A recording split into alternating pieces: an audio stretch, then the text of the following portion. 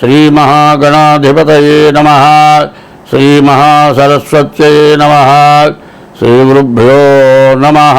హరి ఓం.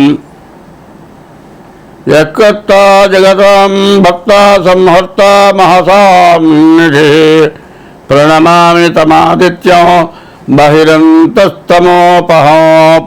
కర్త ఎవరు? జగత్తు మొత్తం రక్షించేవాడు ఎవ్వరు? యత్కర్త మహసాం నిధి. అందరినీ పోషించాలంటే దానికి తగినటువంటి అవసరమైనవన్నీ కూడా ఉండాలి. అన్నీ ఉన్నవాడు ఎవరు? యత్కర్త, కర్త ఎవరు? జగత్తు మొత్తాన్ని పోషించేవాడు ఎవరు? దానికి తగినవన్నీ కూడా ఇచ్చేటువంటి వాడు ఎవడు? యత్కర్త జగతాం భర్త సంహర్త మహసాం నిధి. మన ఇంట్లోకి కావాలంటే 2 నెలలకు 3 నెలలకు సరుకులు తెచ్చుకుంటే పుచ్చిపోవడం, పురుగు పట్టడం జరుగుతుంది. మన్ని సంవత్సరంగా జీవితం మొత్తం రక్షణ చేస్తూ ఉన్నాడు అంటే ఎప్పటికప్పుడు అన్నీ పుట్టిస్తున్నాడు. యత్కర్త జగతాం భర్త సంహర్త మహసాం నిధి. నిధిగా ఉండి మనకి ఏది కావాలంటే అన్నీ ఇస్తున్నాడు. మహసాం నిధి సంహర్త మహసాం నిధి. ప్రణమామి తమాదిత్యం. అటువంటి వాడు ఎవరైతే ఉంటాడో ఆయనే దేవుడు అంటారు. ఆయనకి మనస్ఫూర్తిగా 2 చేతులు ఎత్తి నమస్కారం చేస్తూ ఉన్నాను. అడవి పక్షులకు ఎవరాహారం ఇచ్చెను? అడవి పక్షులకు ఎవరాహారం ఇచ్చెను? మృగజాతికెవ్వడు మేత పెట్టే? వనచరాదులకు భోజనమెవ్వడిప్పినోచే? చెట్లకెవ్వడు నీళ్లు చేది పోసే? స్త్రీల గర్భంబున శిశువునెవ్వడు పెనోచే? పనులకెవ్వడు సంగె పరగపాలు? జీవకోట్లను పోషింపనివి కాని వేరే ఒకదాత లేరయ్య వెతికి చూడ. అడవిలో ఉన్న పక్షులకి ఆహారం ఎవరు ఇచ్చారు? మృగాలన్నిటికీ కూడా ఆహారం ఎవరు పెట్టారు? వనచరాదులు, వనంలో తిరిగేటువంటి లేళ్ళు, మరి దుప్పులు ఇట్లాంటివి చాలా ఉన్నాయి. ఆవులు ఉన్నాయి, ఎద్దులు కూడా ఉన్నాయి. వాటికి అన్నిటికీ మేత ఎవరు పెట్టారు? అడవి పక్షులకు ఎవడు ఆహారం ఇచ్చాను? మృగజాతికి ఎవడు మేత పెట్టే? వనచరాదులకు భోజనం ఎవడిప్పించే? వనం తిరిగేటువంటి జీవరాశులు మన దగ్గర బరగొడ్లు ఉన్నాయి, ఆవులు ఉన్నాయి, మేకలు ఉన్నాయి, పాలు ఇస్తున్నాయి, ఆ పాలు తాగుతున్నారు. అటువంటి అడవిలో కూడా ఉన్నాయి.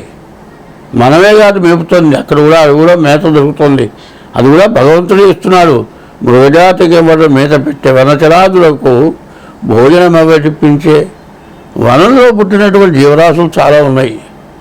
పాల దగ్గర నుంచి ఎవరు ఇచ్చారు? దారి ఎట్లా చూపించారు? నీడలో ఎట్లా ఉండాలి? మరి పసిపిల్ల పుట్టిన తర్వాత పక్కా ఇవన్నీ కావాలి కదా. మరి అడవిలో కూడా మనుషులు ఉన్నారు, అక్కడ పిల్లల్ని కన్నారు, వాళ్ళని ఎవరు రక్షించారు? మరి అడవి పక్షులకు ఎవరు ఆహారం ఇచ్చారు? మృగజాతికి ఎవరు మేత పెట్టే? వనచరాదులకు భోజనం ఎవడిప్పించే? చెట్లకెవడు నీళ్ళు చేరిపోసే? మనం చెట్లు పెంచుతున్నాం, పూల చెట్లు, రోజు కాసి నీళ్ళు పోస్తున్నాం, లేకపోతే చచ్చిపోతున్నాయి. అట్లాంటి చెట్లకి అడవిలో ఎవరు పెంచారు? ఎవరు నీళ్ళు పోశారు? చెట్లకెవడు నీళ్లు చేరిపోసే? స్త్రీల గర్భంబున శిశువుని ఎవరు పెంచే? గర్భంలోంచి బయటికి రంగానే మెత్తని పక్క కావాలి, చెవులో గుడ్డ కావాలి, గాలి తగలకూడదు. మరి ఇవన్నీ కూడా తల్లి పాలు ఇవ్వాలి, లేకపోతే కనీసం వేరే పాలు ఇవ్వాలి, డాక్టర్ చెప్పిన పాలు ఇవ్వాలి. ఇవన్నీ భూమి మీద పడ్డ తర్వాత కదా. తల్లి గర్భమునందు శిశువునే వడి పెంచే? పనులకు ఎవడు సంగే పలగ పాలు? మరి సర్పాలు గుడ్లు పెట్టి పిల్లలు పొదుగుతాయి. ఆ పొదిగిన తర్వాత నోటికి దగ్గరలో తిరిగిన పిల్లల్ని తినేస్తుంది. తప్పించుకుపోయినవే బాగుపడతాయి, బతుకుతాయి. కానీ పాములు ఏ పిల్లలకి పాలు ఇవ్వలే.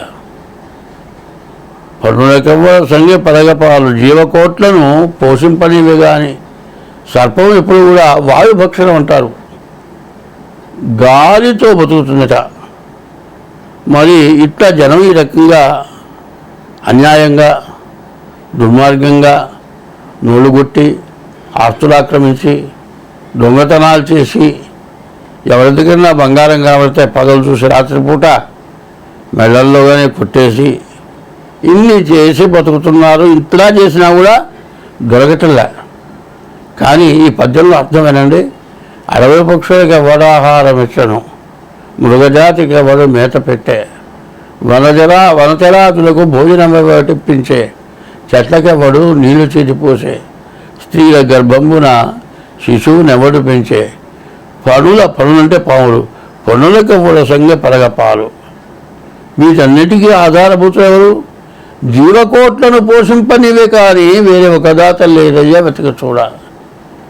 ఈ భూమి మీద పుట్టినటువంటి జీవరాశులు ఆకాశంలో 21 లక్షలు, భూమి పైన 21 లక్షలు, భూమి లోపల 21 లక్షలు, నీటి లోపల 21 లక్షలు.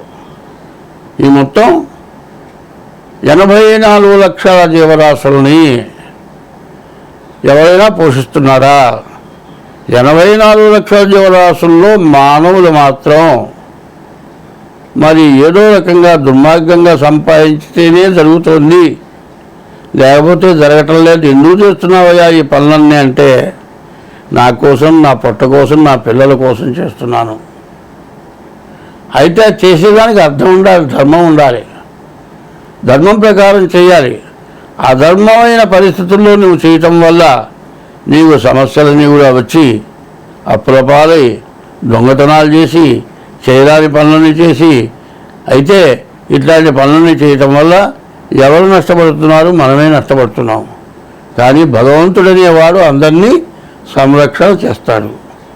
అయితే నీవే గొప్పవాడివి, నీ వల్లే నువ్వే బతుకుతున్నావు, నువ్వే అందరినీ పోషిస్తున్నావు అని అనుకొని దురాగతంగా సంపాదిస్తే ధర్మం ఏం చెబుతోందంటే, భర్త చేసిన దొంగతనంలో పాపం మాత్రం భార్య పంచుకోదు, భార్యకి భాగం రాదు. భర్త చేసిన పుణ్యంలో మాత్రం ఇవ్వకుండానే సరాసరి సగభాగం వచ్చేస్తుంది. అయితే పిల్లలకు కూడా నువ్వు వేసే పాపం రాదు. కాబట్టి నీవు ధర్మంగా బతికితే నీకు ఏ ఇబ్బంది ఉండదు. ధర్మంగా బతకాలంటే దేవుడు అనేవాడు ఒకడు ఉన్నాడు.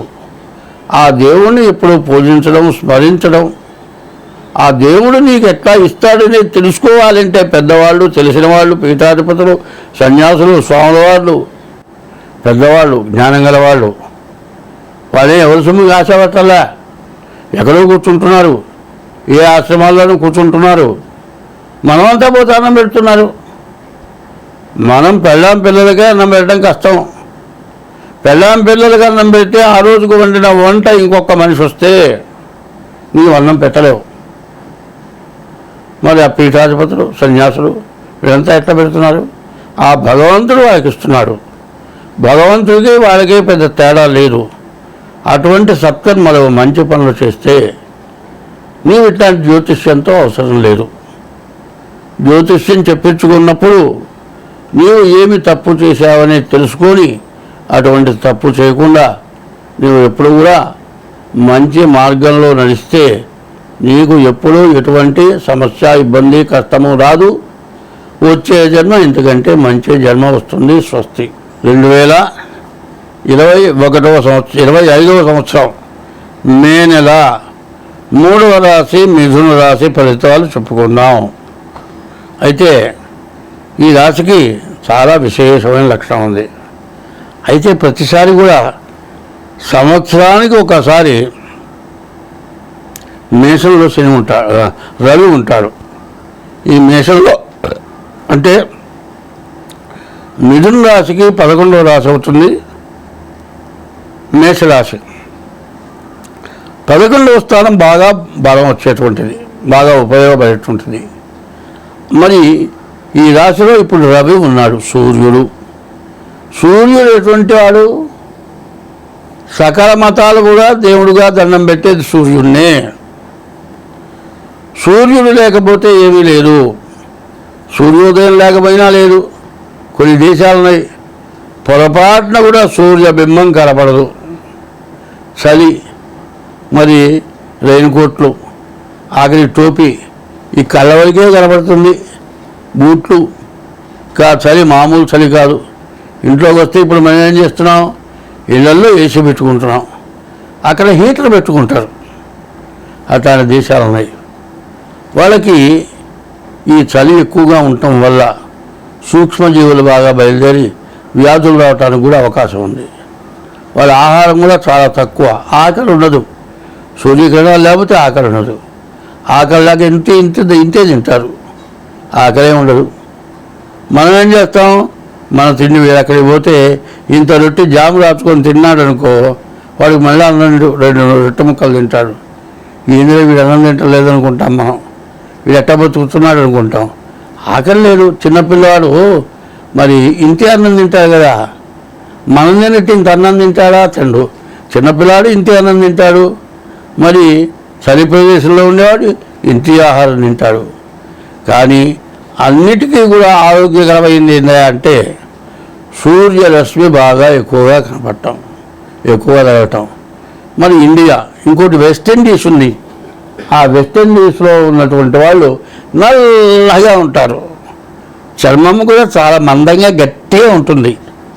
జుట్టు కూడా వచ్చిన జుట్టు గింగిరాలు తిరిగి అసలు పట్టుకు లాగితే కూడా రానంతగా ఉంటుంది. వాళ్ళు మనకంటే బలవంతులు, అంటే మనకంటే ఎక్కువ ఎండ అక్కడ కాస్తుంది. అయితే ఇదంతా ఎందుకు చెబుతున్నానంటే 9 గ్రహాల్లో సూర్యుడు చాలా ప్రధానమైన గ్రహం. హస్త సాముద్రికలో ఏం చెప్పాడు అంటే, మరి సూర్యుడు బాగుంటే విద్య కానీ, ఉద్యోగం కానీ, సంపాదన కానీ అన్నీ వస్తాయి.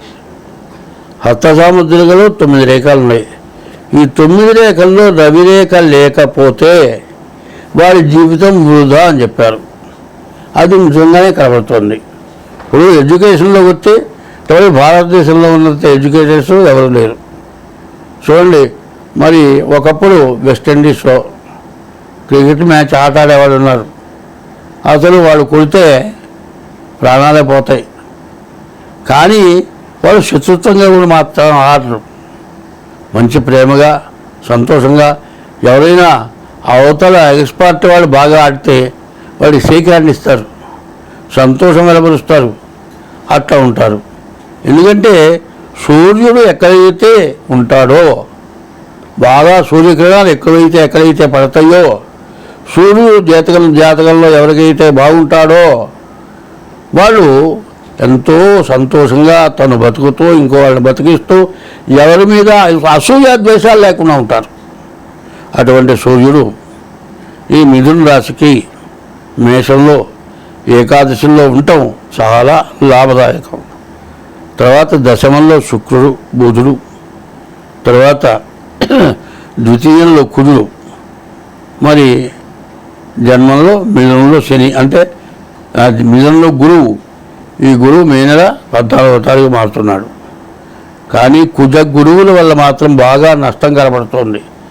ద్వాదశాస్తమ జన్మస్థం శ్రీ అంగారకో గురు కుర్వంతి ప్రాణ సందేహం స్థాన చలనం ధనక్షేమని. ఎవరైతే 12ంట కానీ 1ంట కానీ 2ంట కానీ కుజుడు కానీ గురువు కానీ శని కానీ ఉండేటట్లయితే బతకడం చాలా కష్టంగా ఉంటుంది. ప్రాణ సందేహం ఉన్న చోటు నుంచి వెళ్ళిపోవాలి, ధనక్షయం, డబ్బులు దొరకవు, అసలు ఆత్మహత్య చేసుకుందామన్నంత పరిస్థితి వస్తుంది. అటువంటి కుదురు 1ంట, గురువు 1ంట, కుదురు 2ంట ఉండటం బాగా నష్టదాయకంగా కనబడుతుంది. కానీ దీంట్లో శుక్రుడు, బుధుడు, రవి, కేతువు బాగున్నారు. 4 గ్రహాలు బాగున్నారు. 4 గ్రహాలు బాగాలేవు. ఈ బాగుండని దాన్ని బాగు చేసుకుంటే మీకు ఎదురంటూ ఉండదు. రవి ఏకాదశంలో ఉన్నాడు, బుధుడు శుక్రుడు ఉన్నాడు. రవి బుధుడు బాగుంటే వాళ్ళకి ఎదురంటూ ఉండదు. కాబట్టి ఈ ఉన్నదాన్ని మీరు ఉపయోగించుకోవాలి అంటే ఇది గోచారం 25 వంతులు ఎదురవుతుంది. అది కూడా మీ జన్మ నక్షత్రాన్ని బట్టి చెప్పేదే గోచారం. బాగా గుర్తుపెట్టుకోవాలి. మీ జన్మలగ్నం ఉంది, పుట్టిన తారీఖు, నెల, సంవత్సరం, టైముతో చెప్పేది జన్మలగ్నం. ఆ జన్మలగ్న రీత్యా కూడా మీ జాతకం చూపించుకోవటం మంచిది. మీరు అట్లా చూపించుకోవాలి. మాతో అవసరం అని మీకు కనుక ఉంటే మా ఫోన్ నెంబర్ ఉంది, 780-107-1946. రెండో నెంబర్ 6300-61241. ఈ నెంబర్కి సంప్రదించండి. మీ జాతకం మాత్రం వివరంగా ఖచ్చితంగా ఉన్నట్లుగా చెప్పగలను. కానీ మీకు కావాలంటే ఊరికినే మాత్రం చెప్పడం జరగదు. దానికి తగిన ఫీజు చెల్లించి మీ జాతకం చెప్పించుకొని జాతకంలో ఉన్నటువంటి దోషాలు ఏమన్నా ఉంటే దాని పరిహారాలు కూడా చెబుతాను. మీరు చేసుకుంటే పరిహారాలు కూడా చేయిస్తాను. అన్ని విధాలా మీకు బాగుంటుంది. స్వస్తి.